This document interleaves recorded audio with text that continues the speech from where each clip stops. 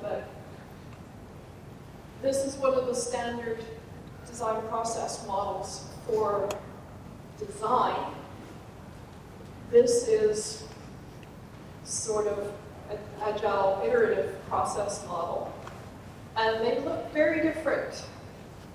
And from what I know of UX people who have the unfortunate habit of, or position sometimes of being on contract and not necessarily working directly with the team. So how do we start bringing, working better, bringing these processes together, or can we bring these processes together? I've noticed there's some articles from people now about expounding a much more iterative and collaborative process for user experience design so that you're working much more closely with the development team. Are any of you in that sort of a situation? One, two, we'll get a few, okay. So we expect it will be quite a few different opinions today because there are quite a few people from different, coming to this from different angles. Oh, there we go. Here. So if you want to say something, if you want to chime into this discussion, raise your hand. We have two people with mics. They see, opposite to each other, so they will definitely see you, no matter where you are in the room. And then we are recording this so that you can go back onto our website later and replay it.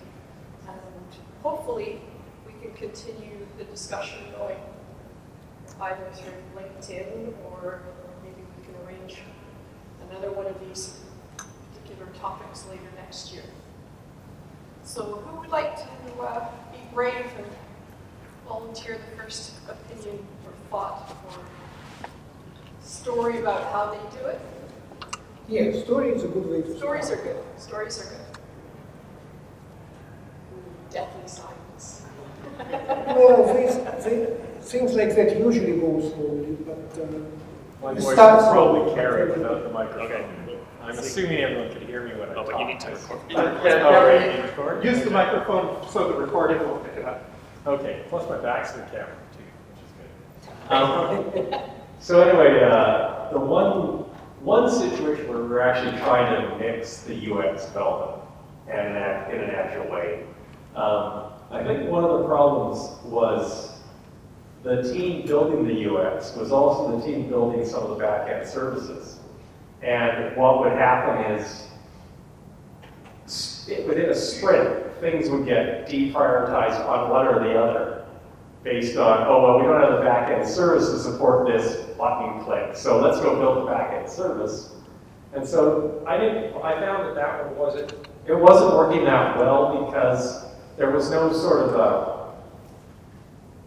there was no sort of matching story for every back-end service when you have the front-end UX. And I don't know, maybe that was a case, but that's what I sort of found, was it just, there was a breakdown because one team kept reprioritizing things within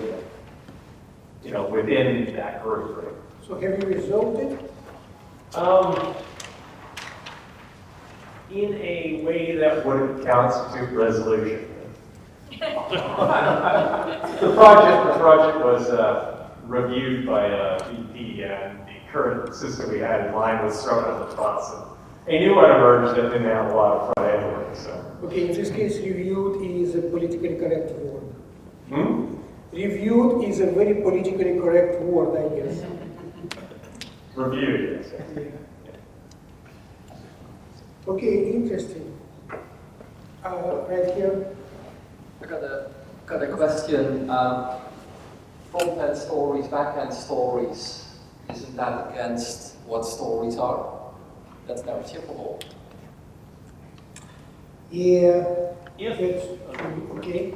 I would say that in this case, sorry, I would say that in this case it makes sense because the back-end services being built were being built for multiple uses, whereas the front-end UX was kind of a specific process, but the back-end service had to be able to handle a wider variety of things. So maybe that's kind of against what Agile is all about, and I might be wrong about that being a problem, but in this case, yeah, we often would need services on the back end to do stuff that, well, if we're going to build it for this one, we need to build it for all these other cases at the same time, or there's no way we can promote it to prod anyway. So, Yeah, so based on that, I would say stories, no stories, agile, not agile, who cares? It should make sense. There's always the common sense factor. That's right. It's always good. For some clarification, I'm Scrum trainer across the hall who's doing the CSPO class. That it's all about just making sense. It's about shippable. That's the ultimate goal. That's key. No, that's key. And yes, you can run one front end against a back end that ultimately will have 10, 12, 50 front ends, but is it your problem coming from the fact that you disconnected two?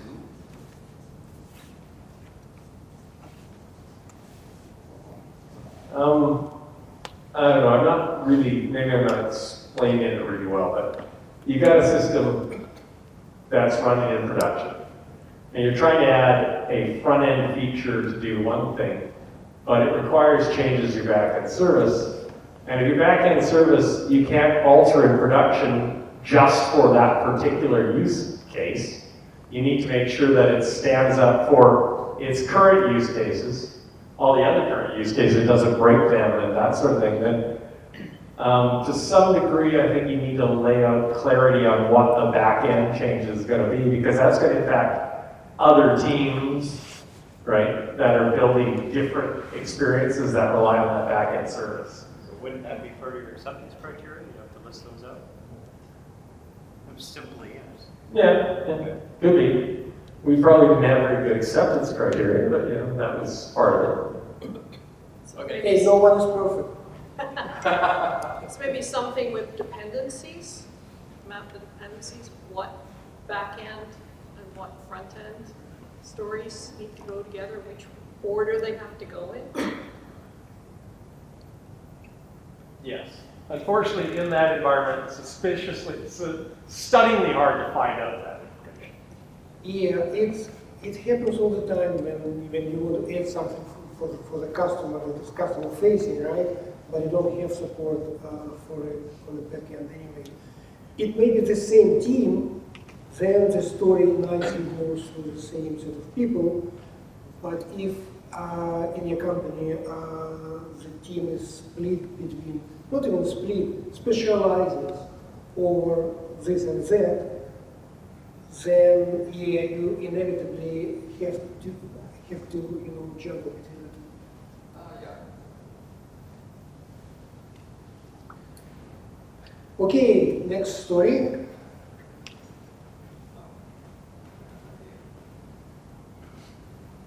So here's something that we're trying to figure out. I got Jason, our Scrum Master here, got Hazel and Victor from our UX team. And what we're finding a challenge with is when we start going through the UX process and we get discovery of some really key elements, the team sometimes is already in the sprint. So I'm wondering, now you get the problem of the UX going over to the team and saying, can you just make this little change? Here's the value of it, here's the impact of it. Now, I know the Agilistas here are going to say absolutely not, you can't do that. But if the ship sails, since we have a lot of process around trying to get these put back in. So I'm wondering maybe if somebody has some soft skill techniques or some other ways that we can help have the conversations without getting too much into, I stepped out of the Agile realm here. I'd say Agilist, while Susan is working too, I'd say Agilistas would say you absolutely can, and common sense would say, first of all, why are you involving UX people that late in the process? And second of all, why it's supposed to be part of the same sprint? Why can't it be part of the next one? How long is your sprint? Do you have some concrete examples? It's a good question, why? I think, particularly in our case, that was just historically the UX team appeared late in the process. So that's a special case. Maybe it needs to be reviewed before transferring everything to French. And again, how long is your sprint? 2 years. What? 2 weeks. Well, then maybe it's not such a big deal. So, Yeah. hi, I'm from the UX world, and I would echo the question of why you're doing it that late in the process. But something I found really valuable is just getting all the stakeholders in the room, the UX, the marketing, the dev team, and hashing out the features in 2 to 4 hour just work sessions, hash out everything. So you're like, oh, I'm proposing this, I think this will be great for the user, or oh, I'm proposing this, maybe I need to go get research, and everyone has an action item that says, Dev, can we do this? And or UX, what needs more research? Or what does this do for the business, bottom line?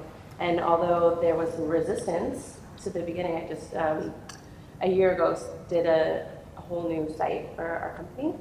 And at first everyone's like, I can't give up 2 hours. I can't give up 3 hours. Like, this is just not acceptable for, my own workflow. And we had 2 to 4 week sprints as well.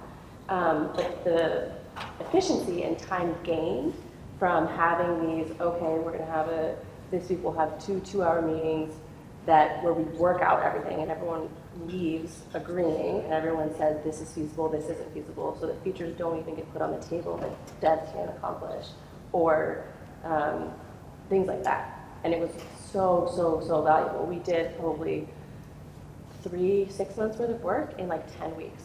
It was out of control how efficient we were able to be and how everyone got to be on the same page. All the stakeholders were happy with the process. Everyone had their voice heard, and we didn't run into any of those other than just having committed to too many features and having to kind of back it off. But then everybody knew what was at stake, and everyone knew who had made the decisions, and we were able to kind of scale down, do the basic framework, and we're still adding, some of those more luxury features a year later. But I'm with her. yeah, I ran the process, and it was, I can't even explain how valuable it was just for everyone, and now it actually made our team tighter, and across teams, we all have more open communication on various projects, but it's so valuable. Thank you for very valuable comment. I think 1 2 hour meeting, 2 hours meeting, or 10 to 2 hours meetings, if you dedicate this time up front, you will still save big time at the end. No emails back and forth, right? You just make your decisions and you're golden, right? And then finally you come up with something that the customer or your client, marketing, whoever it is not gonna like it anyway. If you don't dedicate this time up front. Mike, 3 minutes. Yeah, I was going to add to that. I agree with the cross-functional team approach. I'd also say though that things do crop up. We've had the same issue where there's sort of a last-minute addition to a sprint. I would say pretty much every sprint there's a last-minute addition that somebody wants to push in, and I think it's a balancing act. I think there are times when you explain what the feature is and why it's needed, that it makes sense, provided the feature is very small and is not going to delay the sprint. There's a possibility of fitting it in. But there's got to be good communication between your UX team or your marketing team, or whoever happens to be pushing the feature, and the development team. The development team has to understand why it's important, and the marketing team has to understand what they're giving up, and the UX team has to understand what they may be giving up time-wise by fitting this in. You've got a good chance of pushing the sprint back and delaying it. In many instances, they don't want to do that. And after, when you go back and forth, there's quite often a good discussion as to why this feature really isn't that important. Everybody thinks every feature is important, and it's going to make some colossal difference. But once you have a discussion, you talk about, okay, well, what if we put it in the next sprint? Is it really going to negatively impact the project or negatively impact what we're putting out? If it's a 2-week iteration, it's not that long that it's going to be out there, and generally, you find you can live without really can't live without it. My experience is provided, again, it's a small change and you can, convince the developers involved in the project that it makes sense and they're reasonable and using common sense, you can fit it in. There's got to be give and take, but for the most part, I would agree with the comment that, wait for the next iteration. I would just add to that, I think that's really great. And another thing that we found that was really valuable is features aren't like one-dimensional things. They have multi-function, so we were able to strip down even some of the features to the most basic version that all stakeholders can agree on. If we're pushing something this week that we think gets the objective done, but there's a couple things that dev needs some time on, like the ordering of things is in columns and now needs to be rows, or those things that we're like, that's not perfect, but we can live with it. And, coming back at the end of, oh, this challenge came up that we weren't able to execute the way that we thought, we were able to kind of readjust, having another one of those, let's bring everyone in the room and see, well, what's the baseline objective? What can our stakeholders agree with? And what can we do like once it's live, right? Okay, Andrew?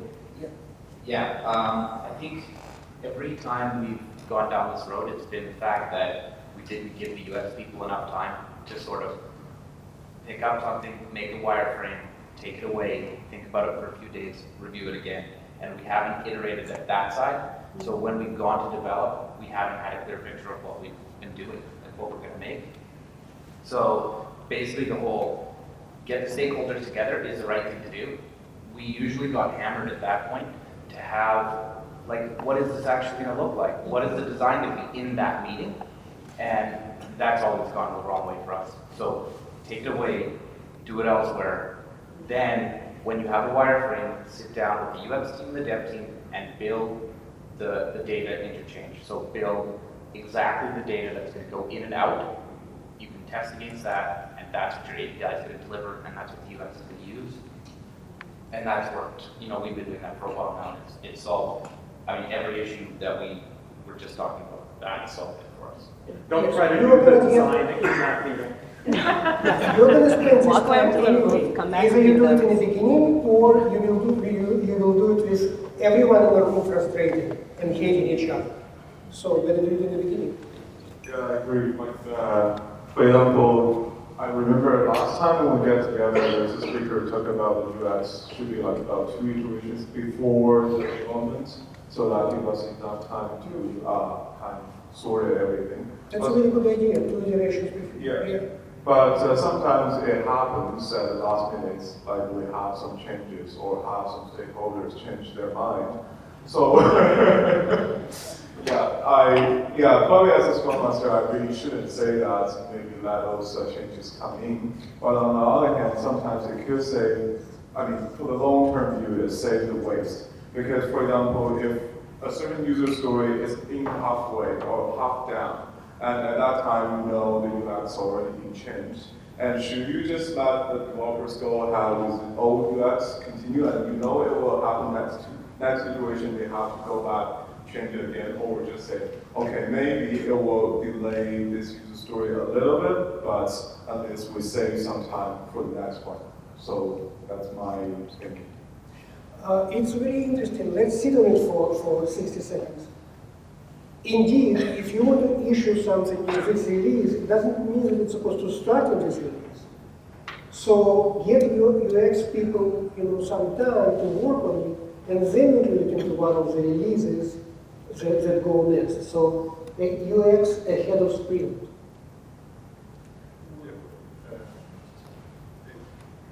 Oh, there we go.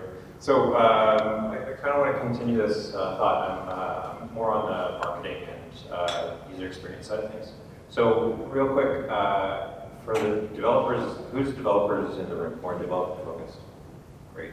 And then put your hand up if you're a developer and you have a workflow that's like, commit, sort of test. Do you have a workflow as well, in terms of as you're doing development? Like any form of workflow? Yeah, any form of workflow. Hopefully. Yeah, and so the question, Basic tenets of sorry, it's a little contrived, but anyways, on the UX side, I'm just curious, do you guys have, on the marketing, on the UX side, has anybody seen a good example of a workflow there? where you know, like, there's like marketing done, the business value has been established. You've gone from like this idea that kind of came up through a feedback. This is very loaded question because business value can be established and even assessed in dollars. Give me even one example. Listen, I'm in this industry for 40 years. Give me even one example when after this feature was delivered, someone actually measured that business result and came back saying, yep, we've got 100% or we've got 80% of dollars that we plan to have. I know, that's why it's so great Everybody's to kind of be. shy and quiet afterwards. I know when you're on the business side, it's great. There's no bugs in business, right? So you always do well. But on Let's not envy them. yeah. But anyway, so They my have to point. deal with us, right? Yeah, but my point is, I'm just curious if anybody has an experience of even just ranking, right? Even just classifying in terms of what has highest business value and lowest business value. And then going into UX and looking at UX and wireframes, and then going into the dev That's a script. very interesting question. Is that- It's big outside of this topic, but it's closely related. I was able to convince a product management group at one point who they kept labeling all the new features and stories as high, mediums, and lows. 8% were high, another 15% were medium, and 5% were low. So I said, I could care less what priority you put them, give to them. Just give them to me in priority order. And if they found it so painful, but after hitting with the document a few times, I could finally get them to say, okay, no, these three are all equal. Okay, well, which one do you want me to do first? Oh, you know, so finally got them to put them in priority order, and they're like, well, this means that you're not going to be the ones at the end. It's like, my guys are going to suddenly become irresponsible because we put the stuff in order. It just means that at least something's not going to get done, and for the first time ever, it's going to be the least important stuff that doesn't get done. Yeah, this is very important, although we have to keep in mind that it's not necessarily that the development team will be able to work on first priority item due to a whole bunch of different reasons, but maybe on the second priority item, and they will come back on the first when conditions change. And then from within there, once we start working on the stuff, that doesn't necessarily mean that the exact word we work on things in, because there's some things that maybe are higher risk that we move up to the top, but it gives you an incredibly powerful tool for prioritizing the work. Yeah. Well, it's not, okay. Well, for me, I always think user experience takes the highest priority. I mean, no matter what features you have, if you can't use them, they're garbage, right? I mean, I can tell you how many times I've actually stripped out features, even just for beta testing, just for the sake of people not getting lost in the system. But I think the problem is user experience is generally looked at longer term in terms of like whole versions. If you look at the way software is often released, you don't have a large UX change until you have the next major version. Whereas in software development, you're rolling out features every few weeks, incremental updates every few weeks, right? But you may not change your UX largely until you have a next major release. Yeah, because I guess that's the thing I'm just wondering is UX break down into that into the sprint agile model? It can break down, but the thing is, you also risk people getting lost. Like especially when you demo a product, the UX is the first thing to see. It's the first thing they touch, right? We had talked earlier, the shade of blue, right? Earlier this year, I rolled out a rather large system. I was really happy with all the features. Everything was great, and we ended up spending the next 24 hours talking about the correct shade of blue the system should be. Like we ended up just creating this whole palette of colors. Like this wasn't supposed to be the conversation, but this is what's important. And this is the thing about rolling out UX changes is those are very visible. Those affect the way the user interacts with the system.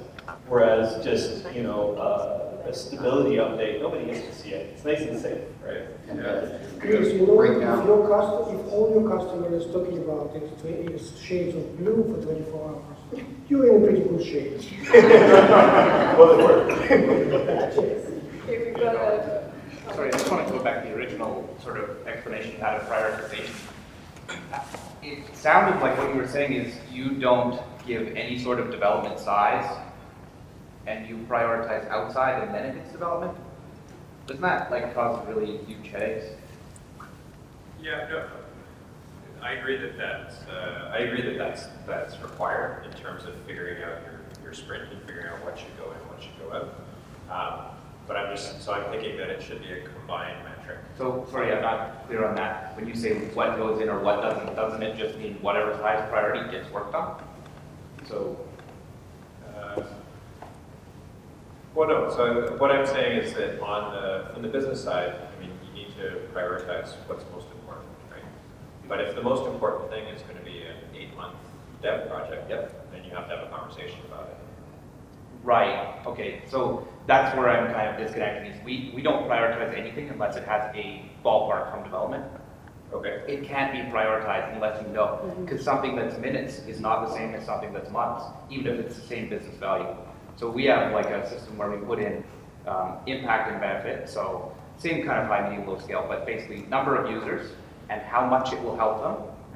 And then we have a development time, which is like minutes, hours, days, weeks, months, years, whatever, right? So kind of order of magnitude.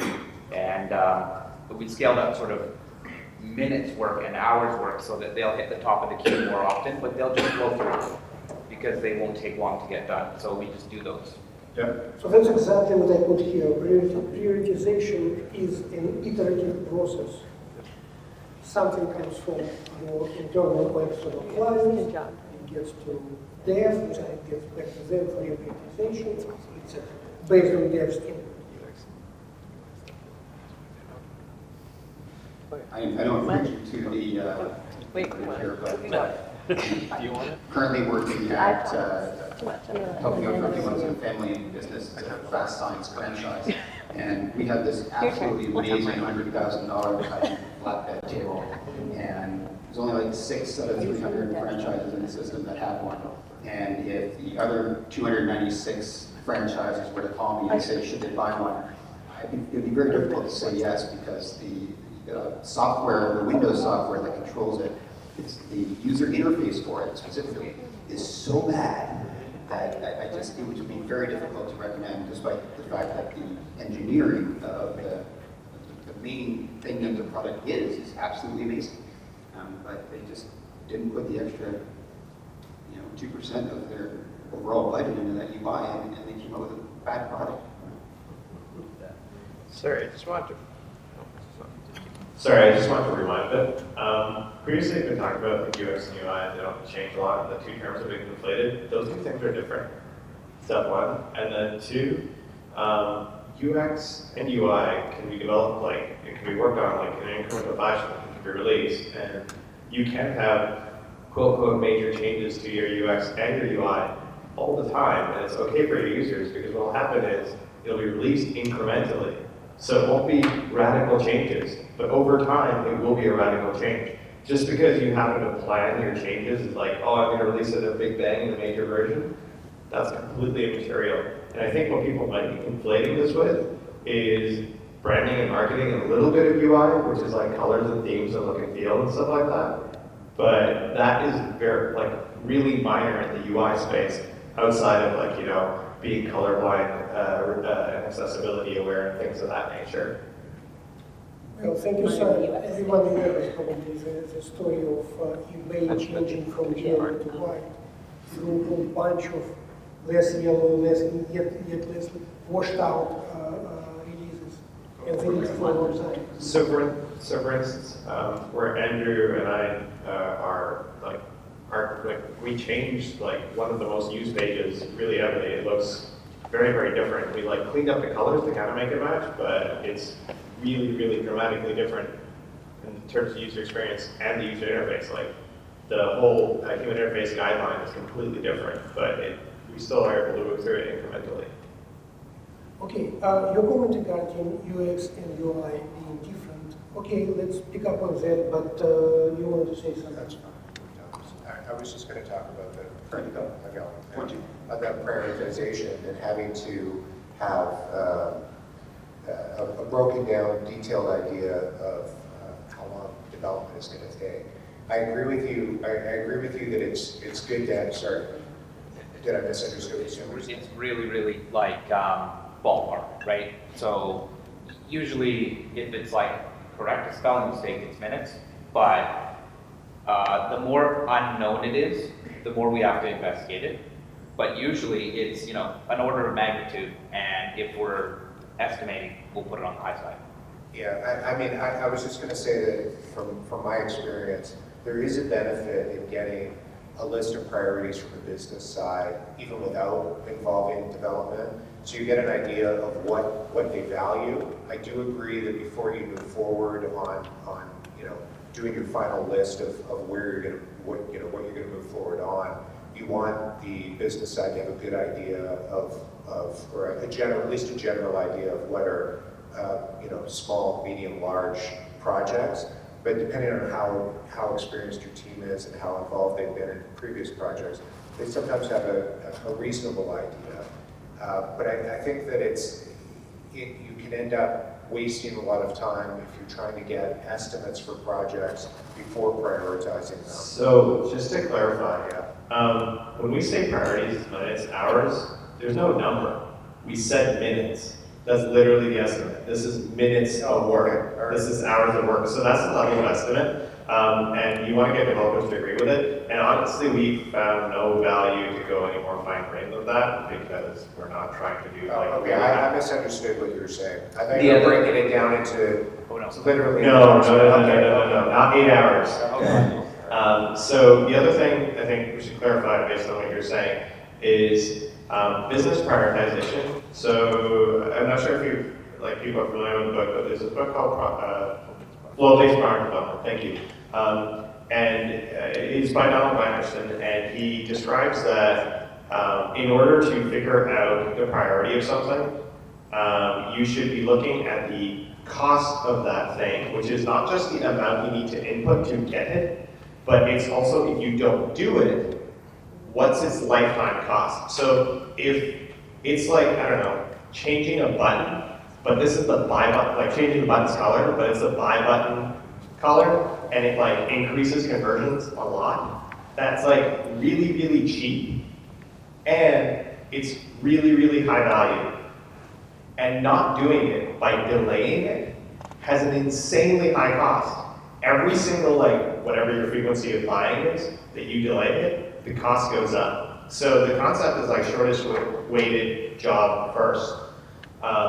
And business should not prioritize without having an understanding of that. So they might be able to work out, you know, these are how many people it's able to affect, but they probably still like need like devs to like feed in the analytics data, and like feed all that stuff in to get some forward prediction. And then they still need to work out like, okay, how much is it going to be worth to them and to the business? And then finally, they need to figure out the input cost. And all of those things together should determine the business priority. So simply like business coming up with like a priority, a list that's like, well, this is like half the story and then sorted. And then you put your input costs in, which are actually quite high because labor and all that.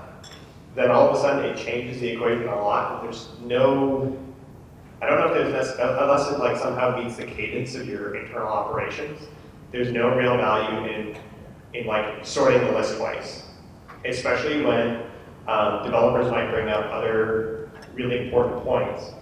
And this, I'm using developers very broadly. This is inclusive of UI people and also UX people are entirely part of the development process. Their input is going to be required to clarify the vision, to ensure that the right things are even being thought of. It may mean that like, oh, we know that this feature will fulfilling this need will really help, and they may have some picture of it, a vision, but altering that slightly would make an enormous difference in terms of time delivery, which would then again fit into the shortest weighted job first equation. So what was the book title and author? Flow-Based Product Development by Donald Meinerson. What you said, Simon, is very important, and I want to also mention the old work of Professor Crookton, who probably half of you know, from UBC. It's called What Color is Your Backlog? It's everywhere on YouTube and on our channel. And he is talking about similar things. You should consider not only what you are asked to deliver, but the business should consider missed opportunities and cost avoidance from not doing things. Okay, UX versus UI, and how they, what's different in their connection to the development side. Anyone wants to elaborate on that? Simon, you brought it in, do you want to? I'll go. We're taking turns. Oh, you know, we're taking turns over here. Background. I would say, as far as like how UX and dev play together, I'm a user experience strategist, and I feel like the user experience strategy side, where we're looking at the hierarchy, the structure, the human-centered design research, all of the user base, user experience. Often when we talk about UX and UI, it's just like, oh, we need a UX and UI person. Oh, we need someone to just look at the interface. Oh, we need someone to just skin it. Oh, we need to look at the color blue. And that really edges out and ignores all the valuable work that UX is all about, right? So when we're looking just at the kind of surface level, then it's such a missed opportunity for the business and the dev. And just kind of in our environment, we have at every step of the way, myself as user experience strategy, the head of the dev team, and the head of marketing and our project manager, the four of us as stakeholders at every single step of the way. And what comes later is how we execute it into the UI, right? So it's kind of like how you were saying, okay, we hash it out in a room and then we go and we build the wireframes, we build the mock-ups. That's what comes out of, okay, we've made the decisions. We know what's feasible from the dev side. We know, buckets of knowledge we need from dev or from user experience strategy or from research. And that's where we start the foundation. And I think that a lot is lost when we just skip that or don't include it at every iteration along the way. It's not at the beginning, it's not stuck at the end, but it's, okay, we're talking to dev and we're talking to user experience strategy at every decision point. I think it's very important to make sure that we have cross-functional teams, because I saw developers, I come from development background, that's why I'm talking about developers. I saw developers who look at everyone else as kind of second-class citizens, all QA, all UX people. And it takes them time to start working together and seeing that without them, there's no value developers could bring to the table, right? Mm-hmm. It takes time for them to mature up to this position. And it's very important to establish these cross-functional teams that will help developers to do this. Yeah, and have you found that as those things move up, it's more on a strategy level and less on a, minute grid level? I saw companies that lack seriousness with strategy decisions, and as a result, as a result, strategy decision-making people come to development team late in the process, and as a result, developers are saying, guys, but it's too late. It is so expensive now and so time-consuming to change it, right? And we are all operate in under market conditions. Market is not going to pay. Yeah, and that's, I think, to go back to, I think, what you were saying about making sure that it stays with, business critical. We decide what the financial value is of doing something or not doing something. And I think that's where some of those decision making comes in, because at least from where I am, I do user experience and consumer insight strategy, so I'm bringing in the business, the user experience side, and making sure that everything has that value, is kind of rated to what meets the business need and what meets the user's need, and then I can hear from Deb what's feasible. I know. So I don't know if anyone has ever tried this. I'm just going to share something. We work at a really big big company. And maybe about 6 or 9 months ago, or maybe a year, I can't even remember, we had hired up VPs decide that we weren't going to do product management or product owners, and now UX was product owners essentially, which had some interesting ups and downs. A lot of learning on our part, how to manage. But one thing that's been really amazing is the fact that we no longer have this problem where we're no longer in front of development because we're leading it. So I'm just wondering, we still have a lot of, when it comes down to deciding buttons or trying to get things in last minute, I think it doesn't really matter what your structure is or what your workflow is. That's always going to come up in some form or the other. But I was wondering if anyone else had a similar team structure where you didn't have product owners or product management, and if it was successful long term. Because we've been doing it for about a year, and although it has been excessively successful in terms of getting us kind of totally ingrained in development and leading development, I was just wondering, if anyone else has tried it for longer than a year or two. Are you suggesting the answer? Well, am I suggesting an answer? Yeah. Well, no, I have no idea. Preference? I think if we're going to continue leading development as being product owners and product managers, we need to double as a team. It's definitely a lot of work. But so that's why I'm wondering, long term, if anyone has tried it. Well, while people think about the answer, I can say that, again, in my experience, people tried without product owners for way too long, and that's why what they delivered didn't have much value or didn't have a long enough life. So no matter how painful it can be to work with business people who actually understand and know what they want, it's difficult for developers, right? Because it's much easier to work with those who have no clue. So it's, no matter how painful it can be, it brings value because at the end you deliver something that actually someone cares about. So what's the product owner's, I guess, the issue in this case? What were some of the issues that were occurring, or product managers? Sure. I don't think there was a problem necessarily. I think they just wanted to try to get UX more involved in the development process. It may take time to gel. It may take more time to Well, gel. I actually find that there's no problem in gelling. We are definitely extremely ingrained now. I was just wondering if anyone had tried it for longer than a year or two.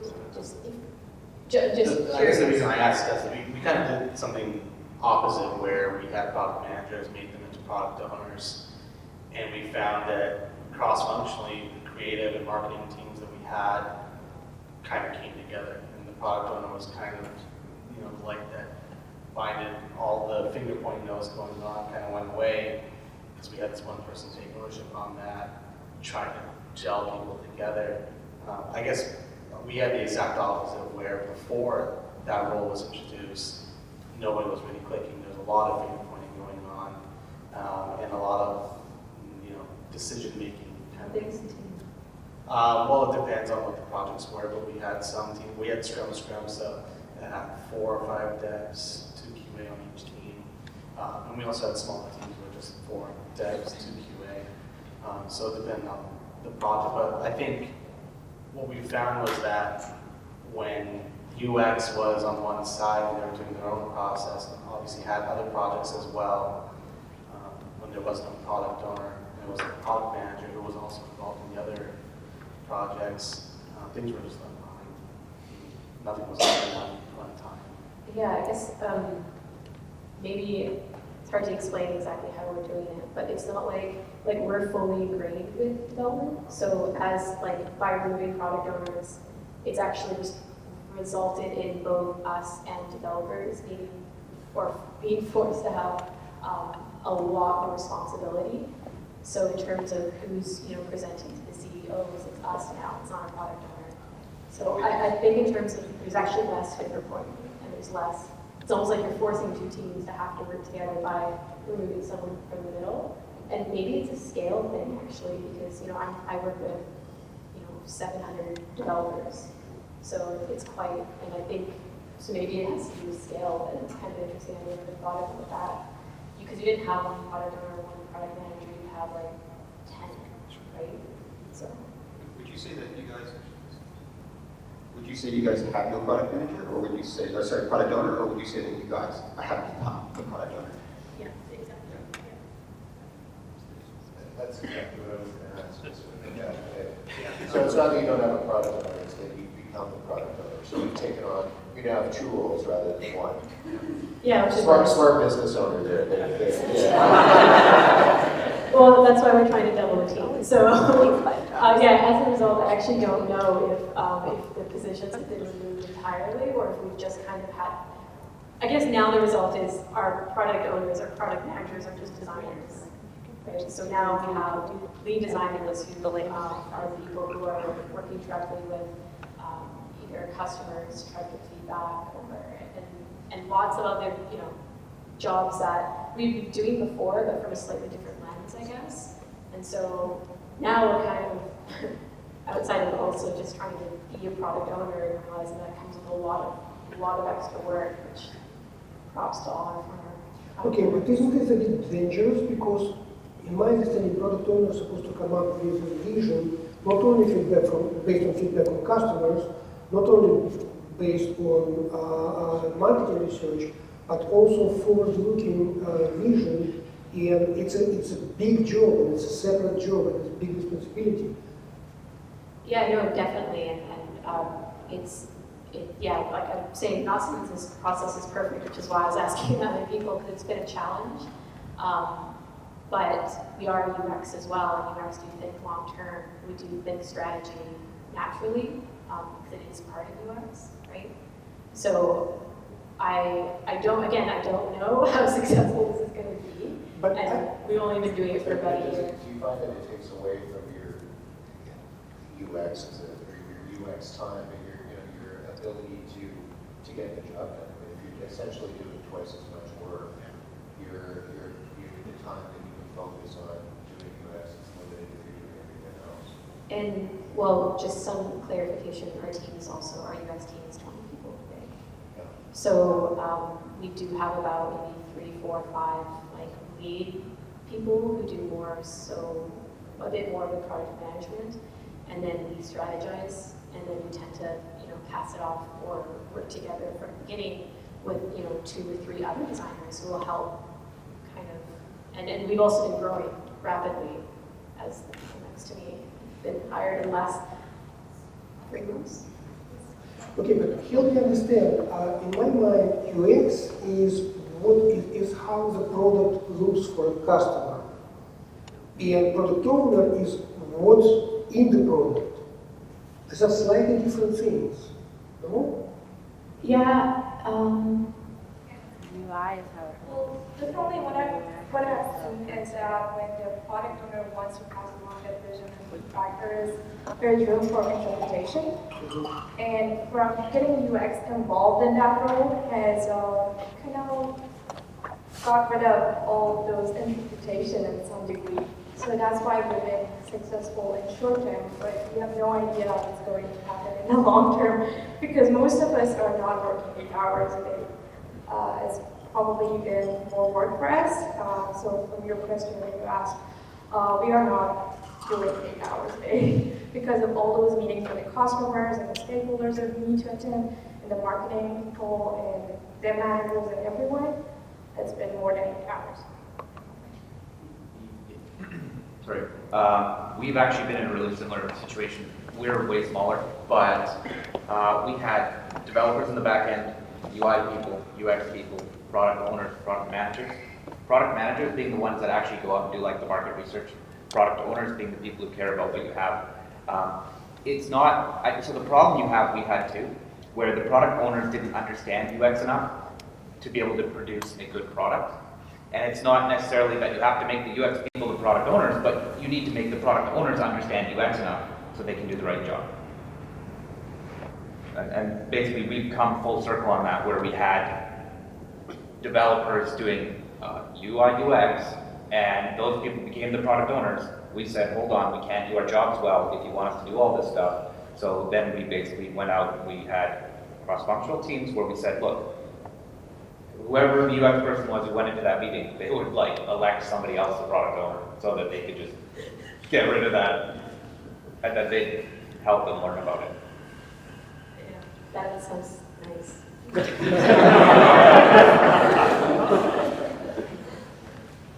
Mike?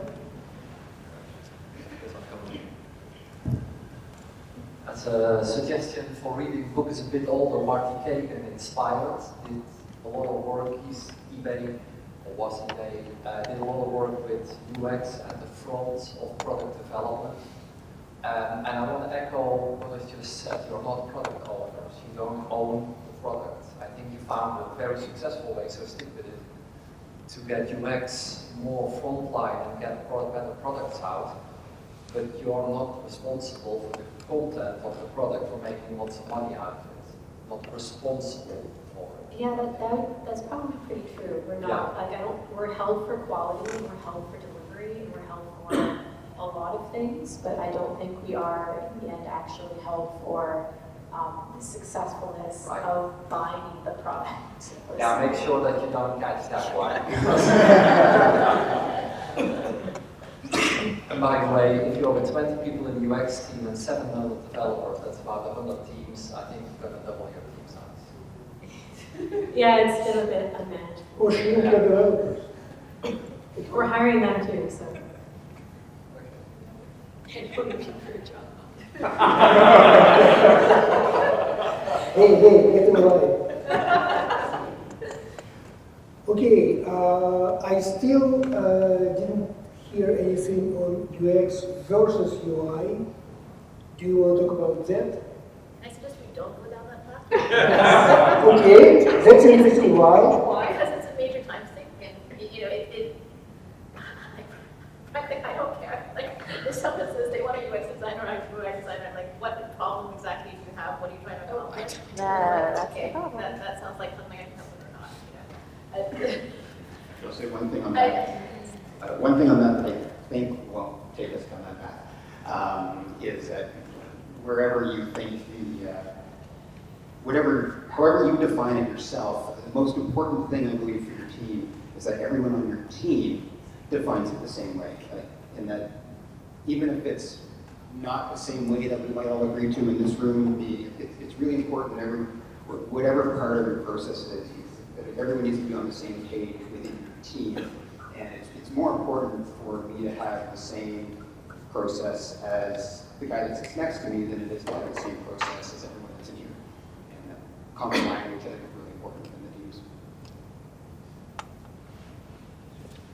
I agree with that, and I would say, but I would add that I think that it's a kind of an industry-wide problem that even goes down to like hiring practices and defining roles and bringing people on. I think it's defined differently at every organization. It's defined differently by every person. It's defined differently by people from outside, and it's a big challenge in managing expectations of what you're coming to deliver. And I think the trend is always to go to what's most visible and not leave the room and the space for the real kind of background work where we can add a lot of value and save a lot of time in the end and meet that bottom line and make the dev process even more efficient. And I guess defining it within each team can be helpful, but when every posting is like UX/UI, UX/UI, and no one is actually giving space or value to more of that long term or that strategy, then as an industry, it becomes a problem. My thought. So I guess to sort of pull it back with this audience here, obviously we've got a great mix of designers and developers. So going again to the developer side, does anybody have a good story of design artifacts that they received from the design side that really helped them execute efficiently on their development work? Is there a good story of how that has worked well?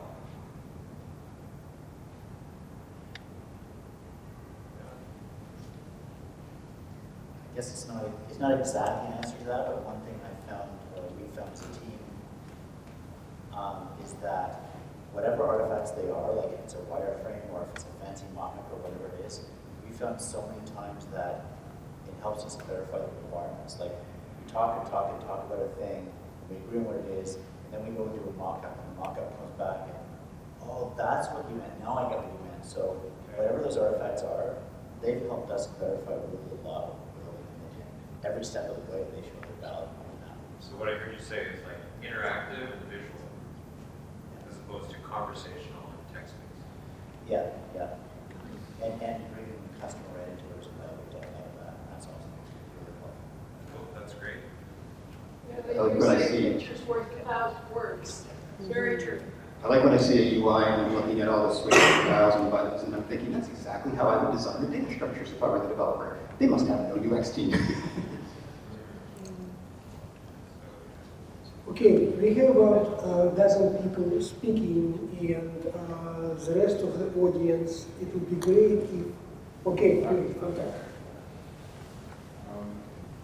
Hello? Okay. I'm very thankful for all the comments today because for me it's a whole new learning escape, and so I'm very excited to soak in as much as I can. I wanted to introduce the variable of measurement. We haven't talked about measuring results yet. As part of the iterative process, these conversations about what shape food and so on. There's some wonderful tools out there now that we can actually measure very quickly if our choices have been correct or not. I was curious to hear if anybody's had some good stories or tools to suggest, or maybe part of adding these tools to the process to help in coming to sort of a final product that everyone's happy with as we measure. Measure what? Well, I guess ultimately a lot of the choices are measured by, say, e-commerce, for example, transactions, dollars, things like that. So that you can say, okay, the path that I've designed, the funnel that I've designed for a customer to walk through, was it successful or not? I tweaked some things down the line. Part of that experience, I increased or decreased the net outcome in terms of sales. So in the simplest case, like A/B testing. Yeah, exactly. Yeah. And A/B testing is a wonderful thing that I'm still trying to introduce to the clients that I work with. But You have to have clear experiment, otherwise you don't know what you measure. I mean, Optimizely is something we've been using, working on an e-commerce redesign right now. And it's kind of funny because one of the issues that we are having is that some of our A/B testing is coming in a bit late, and the devs really hate it because their stories aren't getting complete because unfortunately we find out a little too late that we may have made the wrong decision, need to change the development up. That's the story that doesn't end by the sprint end.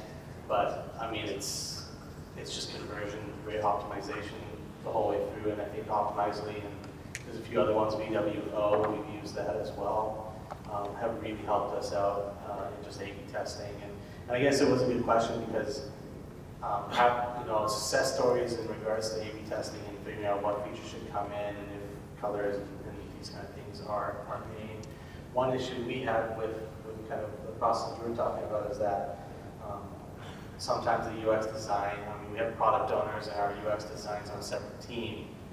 And so when the mock-ups and wireframes are made, they contradict with our ACs and our stories and the requirements that we have. And our devs end up calling them drawings because they're not what the business wants, so to speak. Has there been resolutions in these situations? Have you had that problem before? Yeah. Please close.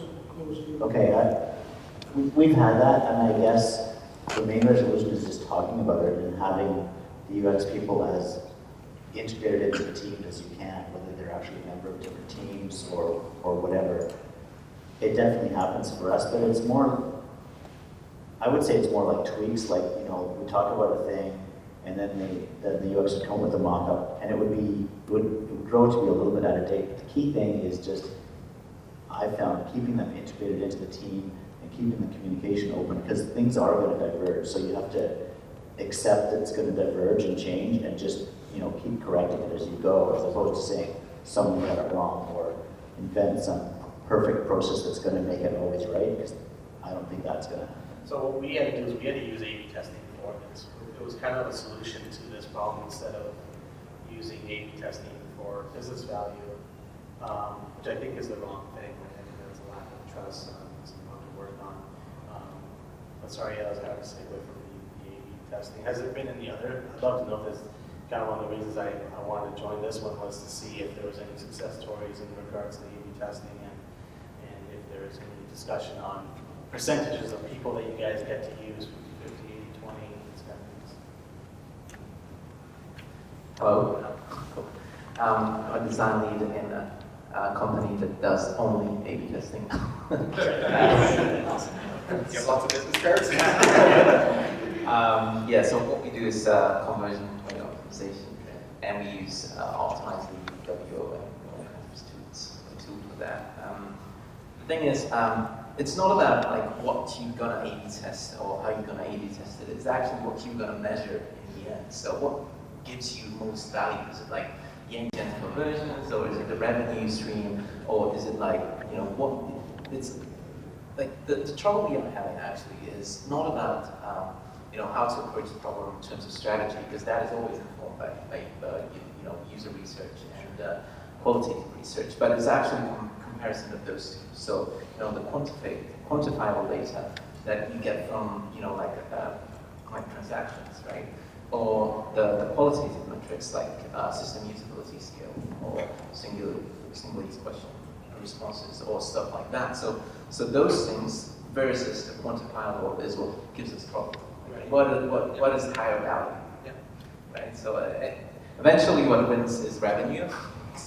That is how it always goes up to. Right? So do you find that there are certain features that are better off being A/B tested kind of 80-20, or, you know, these kind of like, we seem to be struggling in the sense that we find that some of our A/B tests go really well if they're 50-50. Sometimes the business doesn't want to allow to do that though. Do you guys have suggestions on these kind of things, or is that just kind of dependent on what feature you're testing out? Yes, so stuff like that, like, I'm just going to paraphrase the question. So the stuff that you're asking about is whether we release what are the amounts of people that are actually getting into experience? Yes. Well, that happens, that is decided by the client, how much they want to risk it.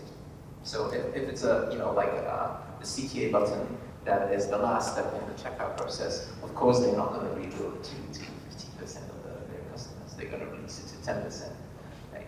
Just to get the statistical validity of the experiment. So they're not going to risk it, but it's something, you know, that complicated. If it's something simple, you know, they're going to split it to the same audience as the control, which is the original version. So yeah, that depends on the business.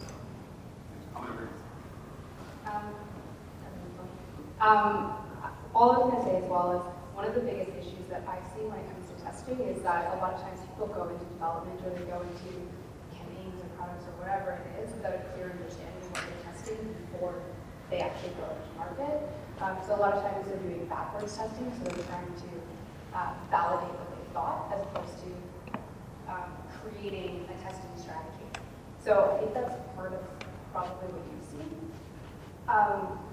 The other thing is also that you can't really, a lot of the testing that you do, you can't actually extrapolate that to a lot of other products. So usually you end up having them testing on each feature and also making sure they're holding variables constant.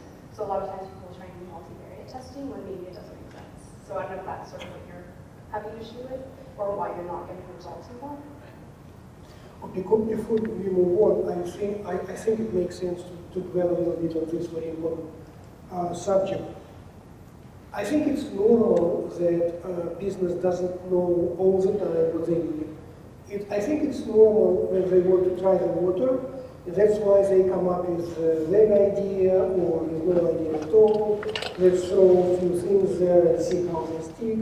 I think it's normal. It's sometimes frustrating for us, but from our point of view, if business tells us that, guys, we are not sure, just try something, we should not dedicate a whole bunch of time and efforts to it because we know that it's just, you know, trying the water. But it's very valuable for the business and for the companies because they try something, they figure out something, they pick one out of few options or go completely different road. But without this, it's very difficult to strategize. It's a very important point, thank you. Yeah, I'd just like to kind of broaden this discussion about evaluation of user experience to beyond A/B testing and analytics, because A/B testing is always after the fact. You always have to have something developed to do that. So it turns out to be a very expensive way of getting feedback if you've got you have to invest design effort. So a good kind of holistic approach to this is to come up with a good list of usability requirements along with the other requirements. So often we don't know what to say about usability, so we just kind of have this, okay, must be usable, and that doesn't help anybody. So it's better to look at, ask yourself what are the most frequent tasks, the most important tasks that you want to support. How quickly do people have to get through those tasks? How learnable does it have to be? Do you want people to have to be able to figure this out without the help? Do you want people to be able to use this on touch screens? If so, then a lot of issues are going to come up in terms of spacing and feedback and that kind of thing. And have that prioritized list of usability requirements. And click, things like number of clicks, things like, are people recognizing this? So you would use online what's called a 5-second test to see if people recognize a button, so people can understand kind of what the screen is doing. And you get very quick feedback at the paper stage.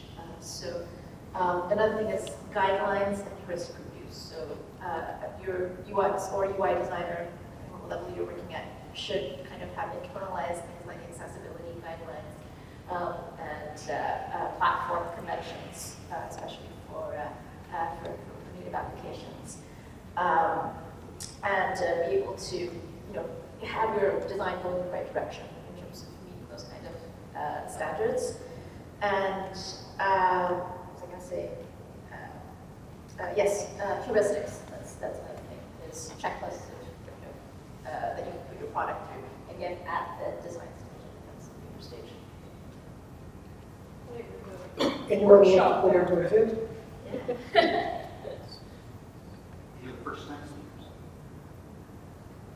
Okay, let me throw in another topic. How much mobile development throws a wrench into our wheels? How much is different from desktop development from UX and UI point of view? How much different it is? Does it create significant challenge? Do we refocus all to mobile? What do we do? We should have some I've been on that from examples. There is a difference between mobile and mobile. You get Android and you have iOS and you have Windows Mobile. So those things are different. And I think the single most important thing for UX and UI as well is the actual platform conventions that you need to follow. So in this case, the human interface guidelines, for example, is like the Bible for us, basically. So, and that affects the end result as well. So you need to move. You need to understand the language of the devs when you're working with them. So you need to communicate the same way. So you can't call. It's basically like establishing a taxonomy on how to call stuff when you're creating UX for iOS, for example. Because if you call stuff differently, they're going to understand it differently, and they're going to implement it as well. Are those for native apps? Sorry, are those for like native apps, native iOS? Yeah, I'm talking about native. What about responsive design though? So like, for example, some of the issues that we've had is really are trying to develop features. We're trying to use, look at UX even and have UI as well on maybe thinking mobile first. Like for example, it's not maybe an add to cart page. How we design each line item in a cart overview page. Do we go from desktop first to mobile first? And it seems to be on the dev team. There's all sorts of opinions with no real clear answer. I guess people have any opinions on that, especially since responsive design seems to be kind of in our DNA now. Well, I think the problem is I don't think in most cases you can have one design that fits both. You also have a portrait versus landscape, right? On mobile, you have the size of the elements, right? People, can't read 10-point font on a 20-inch screen on a 5-inch screen, right? So I think the only way most of the time to reconcile that is to have two different views, your mobile view and your desktop view. For sure, yeah, I meant more like when you're going down the big points, there's sometimes decisions that are, need to be made in regards to where the placement are, it's down, how you reflow things, how you're kind of reflowing things. It seems to cause a lot of issues after the fact, after all the requirements are kind of in, and you're going through it, I'm not sure if everyone is now doing, mobile requirements as well, but in our stories, we have them as a whole story. We have to think about mobile and stuff, on the go. Well, we were mobile first now, prioritize it, because I find mobiles are far more difficult one to work with. You can only have maybe one or two elements per screen that you can have, functional. And whereas the desktop, you can have any number of them, right? And I don't know about the rest of you, but if I'm going to a website, I'll generally do it on my phone first. I think mobile is becoming a more prevalent way to access the internet and should be prioritized accordingly. So mobile first. Mobile first, yeah. So to me, it depends on what you're working on. Sometimes you don't need to do mobile first. Sometimes the strategy dictates to you to do native apps. So you have to do a lot of research to kind of understand your user and see which one makes sense. Even if you are going to do responsive, it depends on the numbers and like the percentage of people using your phone for that specific website or web app or something that you are offering compared to their laptops. So I don't think that there is a rule to say mobile first or desktop first. It just varies from case to case. It's probably domain specific. I would just say that in that context, it's when the product owner gives no preference, the preference is mobile first from the creator's point of view. I think it's what we're leading towards. Yeah, well, it obviously depends on the application. No, it's the application that, like you said, is being prioritized by the product owner, and the decisions made for you. But if you can just say, if you're just told, hey, build all three platforms, and haven't done it in 2 months, then I can see why doing mobile first. What are you going to prioritize? Take mobile.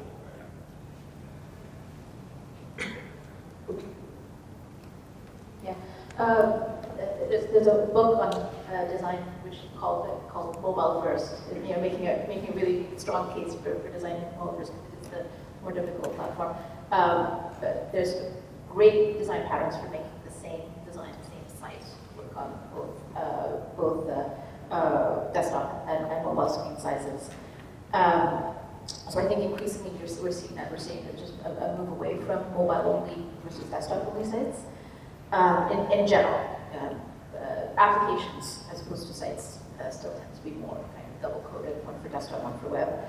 In terms of process, I think the big hurdle, I think, for developers or for everybody is moving away from trying to specify, mock something up in Photoshop and specify how layout is in pixels and expect the developers to implement pixels, because often it's the whole language of iOS in particular is much more elastic, and the development language is not meant to be expressed in pixels. It's about this goes to this and eccentric kind of thing, and really try to make sure that if you're not giving people pixel perfect mockups, especially, or if you're not using like iOS design stencils that look really iOS-like, is to make sure that developers don't go and roll their own controls instead of using native controls.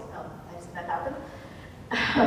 And the other thing is try not, just in terms of process, is try not to rely on simulators. Try to have your demo meetings be on an actual device, because it makes a huge difference. like simulators, especially web simulators, don't reveal half of the issues that are on mobile websites. And the mouse and the finger will interact in a totally different way. And it will feel totally different working on a screen versus working on a trackpad. Okay, thank you. We have two people here. Yeah, go ahead. So a lot of people are talking about ideal situations here. So I'm hoping to get some feedback on an unideal situation. So where you're working with a client who's a de facto project owner or product owner, but hasn't specified device size, orientation. They haven't necessarily figured out anything on the dev side, and they're siloing both UX and dev to work one after another without intercommunication. Clearly, there's a point at which you're doing your job and trying to keep your contract, but there's a point at which you need to cross that line and tell them that they're doing their job badly. And obviously, in a contract situation, that happens a lot more than internally in a proper organizational structure. But does anybody have any recommendations in that contract situation of trying to bridge that I gap? think the thing is, it's educational, right? It takes education. It takes people actually to actually willing to read something, willing to understand something, because industry in general is so far beyond compartmentalized teams, so far beyond over the fence kind of handovers. It just takes, just any book, just about any book or article. It's education. That's what I think. But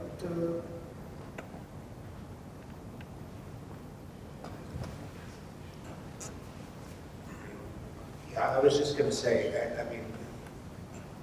I think you need to speak up. Like, we're worried about the fact that it's the client. They might lose the client. You've got the risk down the road of when it all falls apart, which it likely will if you're siloed and you're not able to, you're not able to get an idea of what's going on. It's, the project's going to drag on that much longer, et cetera. The client will appreciate if you start talking about dollars and cents and the fact that this is going to cost them, if it's not dollar-wise, it's going to cost them in time, effort, et cetera.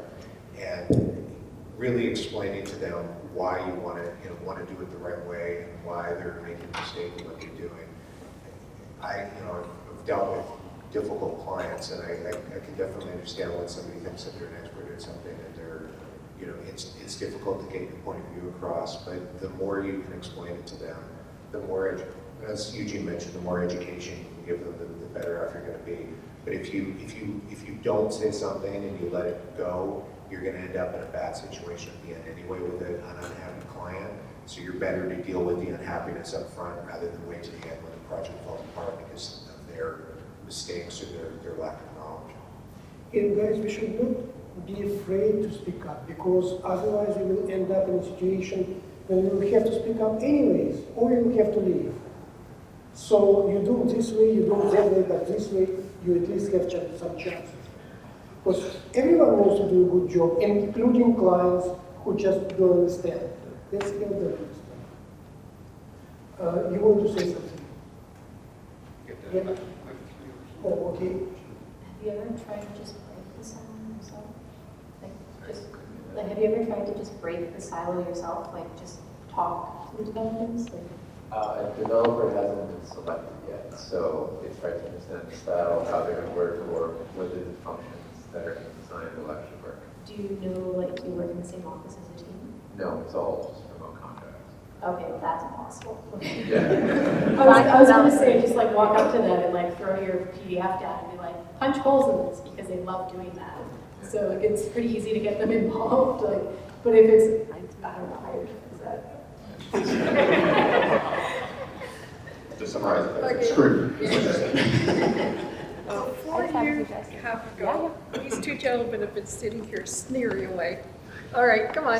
What's so funny? We were just laughing because it kind of came to a head exactly what Eugene just described when he left our place on Friday.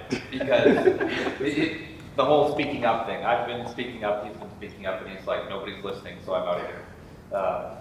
Yeah. Now you know But the answer. sometimes Oh, sometimes you have to fire, you have to either quit or fire the person. I mean, if they're not listening, you shouldn't stay to continue banging your head against the wall. It's Totally, and it's actually really been good because it's a wake-up call for some other people.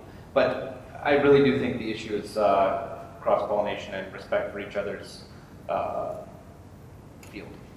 So, I mean, you have to have a pretty good understanding of the people on either side of the fence from you, and you have to, if they don't, you have to make them aware.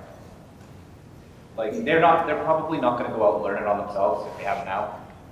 So you should, like, you know, buy them a book for Christmas. Well, one kind of addition, if I may, we may end up being unfortunate with weak or horrible product owner, weak UI person, UX person, but they may be, equally unfortunate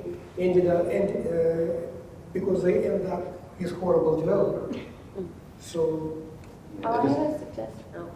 So, are you able to turn this kind of disadvantaged situation and flip it on its head and put yourself in a position of power? Like, do you know any devs that you can say, okay, I'm contracted on this, you haven't picked a dev, I don't know who I'm working with, like, suggesting names, like, can you pull, do you have the power to pull a team or suggest a team or kind of reframe the workflow from your position? Well, what's basically happened is it originally started as a very complex requirements document.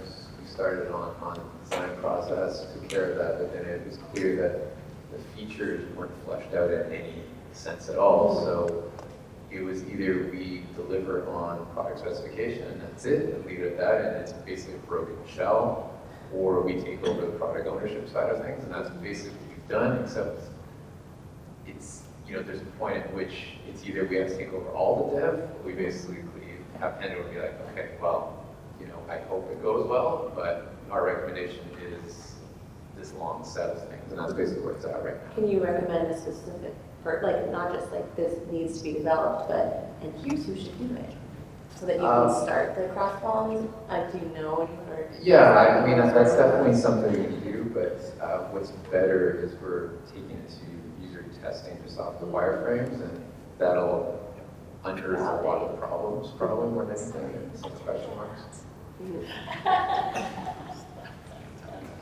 want to share with the class? In managing clients, the couple of techniques that I find helpful. One is if it's Tuesday morning and the client has a deadline on Wednesday to get back to you with certain information, you can't tell them on Tuesday or Wednesday that project's going to be screwed if they don't get it to you on Wednesday, or if they tell you on Wednesday, oh yeah, man, another week. No, you can't have that. That conversation needs to happen like a month before, or 3 months before, or however much further before your project allows. So when that day comes and the client says that they're going to miss their deadline, they already know what the consequences are, and they seemed totally fine with those way back when you had that conversation. That doesn't mean you have to, hold them to it, but it makes it much easier to have a one-on-one conversation about how to solve the problem, as opposed to it just being your problem. The other item I like to do is basically no matter what the client asks of me, I say yes. But I say yes, comma, here are the consequences of what you've just asked me. And the consequences are often them saying, oh, no, I don't want to do that. But if you say, no, you can't do that because, it puts them on the defensive right away. And I find that they're much more agreeable, they're much more agreeable to dropping something that they've requested if they're dropping it, not you. So if you just agree to whatever it is, before they can say anything else, explain why it's a bad idea. And then if they still want to go forward with it, yeah, you can do that if you want, but it's going to cost you another $25,000. And they're like, okay, well, that's fine. Or, it's going to have this delay on the project, or whatever the consequences are. Or I'm going to fire you, whatever. This is very important, yes. Because when we talk to people who may be new to idea or opposed to idea in the beginning, or they do not expect us to come up with something like that, the temperature of the conversation can very quickly grow, and the higher it is, the less chances we have to succeed. When someone makes a request, it's unbelievably easy for whoever made that request to become defensive about it if they're getting any negative pushback on it. So the more you can sort of be on their side and agree with them and just sort of walk through what the consequences of their request are and hopefully walk them to the right answer, then your life's a lot easier. Carefully and patiently. And then just lastly, I would say that we've all been in probably lots of discussions about how to do proper requirements management, but very few people have had any kind of training on proper customer management, which is a whole other art and skill in itself. So I would say, if you see anyone around your office who just always seems to have great customers, they're so lucky. They're probably just really good at their job. And watch what they're doing and try and take them on as a mentor.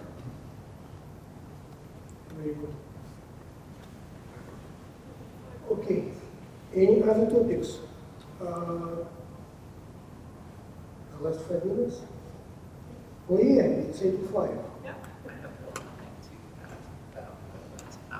So actually, it's two things. That's it. And about back to the UI UX topic. That's what I think. One thing that really worked well was mentioned the UI designer when I was working on the mobile native app. One thing that's working well is having UI designers sitting next to the dev who was actually working on the implementation. So that worked really well because those guys could actually start speaking the same language. I would like to add that. So that was one major change. It's the same thing as pair programming. Yeah, exactly. Yeah, so that worked well. And the second thing, the reason why people find mobile-first approach really better in terms of finding out what works and what not is that mobile-first approach is always about prioritization, whereas the desktop first is always about layout. So in layout, you have way too many options to decide what is more important, where to put it, or where to show it off if you don't want to use that at all. So in mobile, you don't have that. You always serve one information at a time. And that is the most important thing. On mobile, you need to decide what is more important than the other thing. On desktop, well, you have plenty of room. Let's just stick it in somewhere. Okay, final notes. Anybody want the last word? 1, 2, 3. Guys, you missed your opportunity. Okay, thank you everyone. It will be on YouTube and on our website. Hopefully it was useful. Thank you and come again.